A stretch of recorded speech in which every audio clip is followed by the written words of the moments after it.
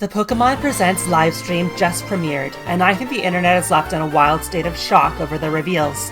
A lot of people are excited, a lot of people are angry, and a lot of people aren't sure what to think. Personally, I am very excited. I'd like to share all my thoughts on the reveals and explain why I'm really excited for them.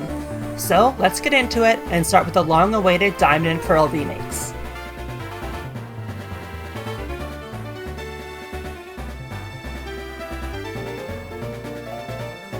Of the two reveals, I think people are most divided on this one. The Sinnoh remakes have been begged for by the community since way back in Generation 6, so it's fair to expect people to have mixed reactions.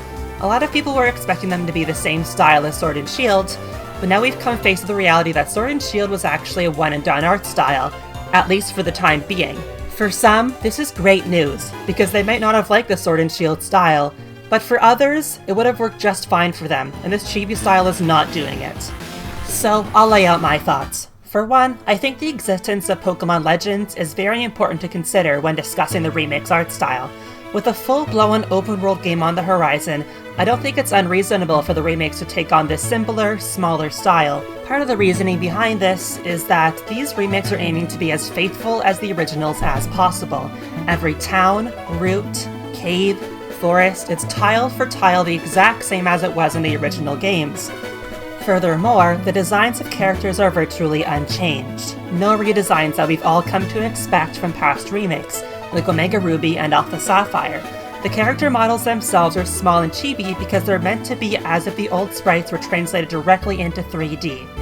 Now, in my perfect world, these remakes would have still used beautiful, reimagined, fully animated sprites to recreate Sinnoh in majestic pixel fashion, but we all know that sprite style is dead to Pokemon, so we gotta take what we can get, I guess. With all this in mind, I personally really enjoy the art style. I may have preferred the remakes to be done in Sword Shield style, but like I mentioned earlier, I'm content with these faithful remakes since Legends is going to be so incredibly different and new.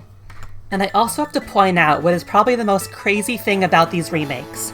Yes, it's not made by Game Freak.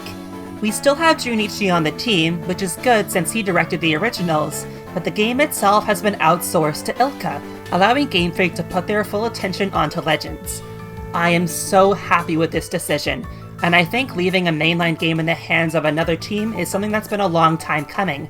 Plus, starting this idea with a faithful remake is a very safe way to see how it goes, and it may open up doors for more outsourcing in the future. Really, anything to take some weight off Game Freak, so the games being worked on can come out more polished and ready for the public. So, to summarize it all up, I'm really happy and very excited for these remakes. And lest we not forget, even if you don't like the art style or how faithful it is, we can all look forward to how amazing the remastered soundtrack is going to be, as we already got a beautiful glimpse of it in the trailer. Also, I really appreciate them doing their best to recreate the mixed Dialga Palkia statue in Eterna City.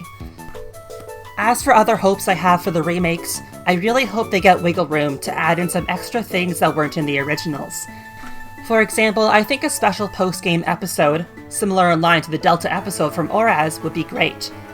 Something that can give Giratina its own questline featuring the Distortion world. I also think it would be amazing if they include some special cameos from other games, like how Let's Go gave us Mina and Archer in the Team Rocket. Or maybe that's just me wanting to see a cute little Clara and Avery in chibi form.